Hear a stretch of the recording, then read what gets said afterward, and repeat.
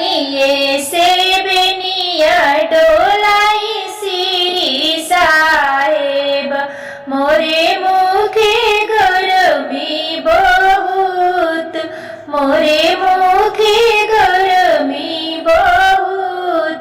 कैसे में बेनिया डोलाई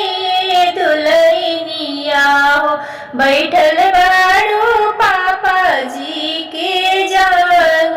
बैठल बाड़ू पापा जी के जांग इतना वचन जब सुनेले कवन भैया पाकिट से निकालेलन रुमाल